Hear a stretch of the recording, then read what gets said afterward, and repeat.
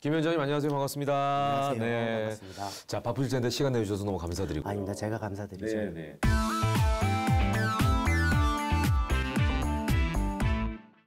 자, 우여곡절이 많았던 제303회 정례회 그리고 제304회 임시회가 이제 끝이 나고 2022년 이민년을 맞이했습니다. 새해는 잘 보내고 계신지 근황을 좀 먼저 설명해 주시죠. 뭐 우여곡절이 많았다라고 말씀하신 것처럼 조금 충전 시간이 필요했고요. 작년에 이제 통과된 예산안의 세부 시행 계획들을 들여다보느라고 바쁘게 보내고 있습니다. 자, 이제 예산결산특별위원회 위원장을 지금 맡으시고 처음 열린 예결위가 코로나19로 또 연기가 되기도 하고 또 합의를 이끌어내는데도 많은 진통을 겪었다는 얘기를 들었거든요. 어떠셨습니까? 합의를 하기 위해서는 서로 이야기를 좀 해야 되는데 물리적으로 이야기할 수 없는 상황이 발생하다 보니까 조금 그런 부분에도 좀 힘들었지만 그래도 좀 작년에 저희 시의회에서 그런 것들을 예측하고 이 화상회의 시스템을 구축해 놨었기 때문에 그래도 다행히 진행할 수 있는 여건이 됐었기 때문에 불행 중 다행이었다. 그래서 그 과정 속에서 여러 가지 이야기들을 통해서 최종적으로는 합의안을 만들었다라는 것에 대해서 크게 의미를 부여하고 있습니다. 자, 심도 있는 예산안 논의로 이제 2022년 예산안이 결정이 됐습니다. 어떻게 결정이 됐는지 너무 궁금한데요. 2022년 서울시 예산 규모 그리고 내용을 좀 설명해 주시죠. 일단 서울시에서 제출했던 예산 규모에서 1,500억 원 정도가 추가돼서 44조 2,200억 원 정도의 규모로 예산은 편성이 되었고요. 기금까지 합친다라고 한다면 한 47조에서 48조 정도의 규모입니다. 서울시 예산이. 이번에 가장 큰 핵심은 코로나로 영업을 제한당하시거나 삶이 힘들어지신 분들에게 생존 지원금을 지원하고자 서로 합의해 가는 과정에서 그런 것들이 담겼던 것들이 가장 큰 중요한 골자가 될 것 같습니다. 이번 예산 논의에 있어서 이제 쟁점이 됐던 부분 중에 하나가 바로 그 예결위에서 서울시가 3조 원 상당의 코로나19 소상공인 생존 지원금을 마련하라라는 부분이었거든요. 이런 주장을 하셨던 이유가 뭘까요? 두 가지 측면에서 그런 주장을 했습니다. 첫 번째는 인간으로서 인도적인 차원에서 지금 너무 힘든 걸 떠나서 죽음 앞까지 내몰리신 분들에게 인도적인 지원이 필요하다라는 생각에서 말씀을 드렸고요. 두 번째는 시의원으로서 서울시가 정책을 펼에 있어서 시민들이 신뢰를 하고 따라줘야지만 서울시가 존재할 수 있는데 지금 이러한 코로나 정책으로 인해서 코로나로 힘드신 분들에게는 일방적인 희생만 강요를 했습니다. 그러면 다음에 이런 상황이 발생했을 때 똑같은 정책을 폈을 때 시민분들이 따라 주실 거냐라는 의문에서 시작을 해서 그분들에게는 당연히 저희들이 지원 정책을 펼쳐서 산소 호흡기를 달아드려야 되는 게 맞다라고 생각했기 때문에 3조 원을 주장을 하게 되었습니다. 네.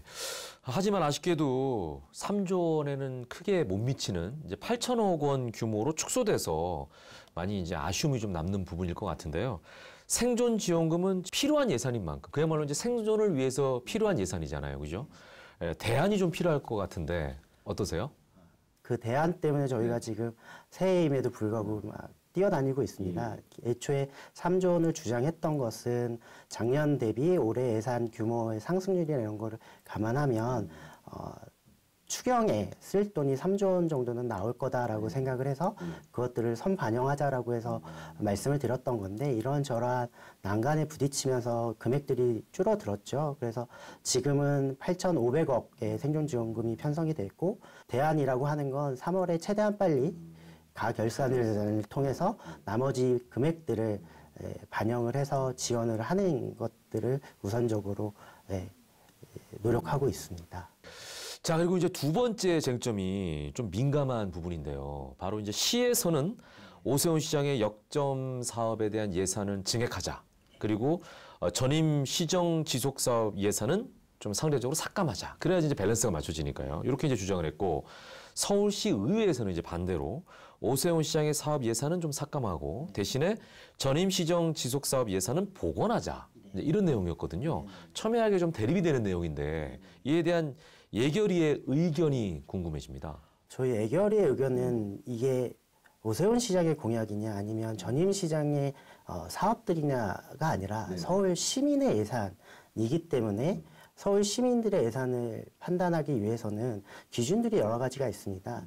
신규 사업 같은 경우에는 절차들을 잘 지켰냐, 필요한 거냐, 아니면 금액이 적당한 거냐인 거고요. 기존에 하던 사업들을 삭감을 하거나 없애려고 한다라고 하면 이것도 또한 시민들에 대한 약속이었던 문제이기 때문에 신뢰 원칙이 있기 때문에 따라야 될 절차들이 있는 겁니다. 근데 오세훈 시장께서 말씀하신 그 기존에 있던 사업들의 문제점들은 단순히 말뿐인 거고 절차적으로 거기에 대해서 평가나 이런 것들이 제대로 되어 있지 않기 때문에 그리고 거기 안에는 시민에 대한 예산 플러스 사람이 담겨져 있는 예산이기 때문에 무작정 저희가 뭐 한 달 만에 방 빼고 나가라 하는 건 이 정부 기관에서 할 이야기는 아니지 않습니까? 그래서 그런 절차들을 잘 따랐는지를 판단할 때까지는 최소한 사업이 지속돼야 된다라는 측면으로 바라봤던 거고요.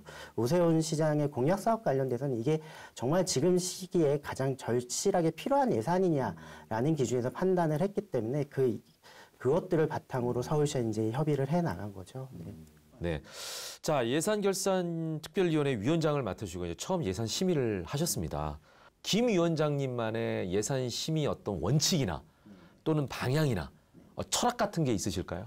첫 번째는 이게 시민들에게 필요한 예산이냐 목적을 봐야 되겠죠. 근데 시민들에게 안 필요한 예산은 없습니다. 그러면 이제 두 번째는 금액이 적당하냐인 거고요.